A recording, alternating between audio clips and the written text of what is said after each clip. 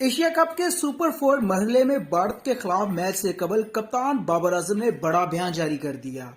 गुज़श्ता रोज बांग्लादेश के खिलाफ सुपर 4 मरहले के पहले मैच में पाकिस्तान ने एक तरफा मुकाबले के बाद 7 विकेटों से शिकस्त दी थी। कौमी टीम ने 10 सितंबर को अहम मार्के में भारत के मद्दे मुकाबला आएगी। बाबर आजम ने मैच के अख्ताम पर प्रेस कॉन्फ्रेंस में गुफ्तगू करते हुए कहा कि टीम किसी इजाफी दबाव को महसूस नहीं कर रही।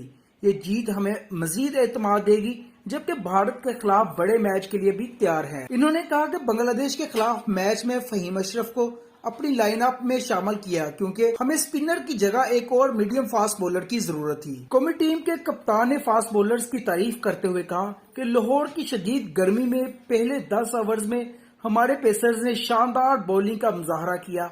हारिस रऊफ ने गर्मी के बावजूद हरीफ टीम के 4 खिलाड़ियों को बॉलिंग की राह दिखाई, जबकि नसीम शाह ने 3 प्लेयर्स को आउट किया। कैमरामैन हमजा हुसैन के साथ Usama Mirza, A to Z news point, Faisalabad.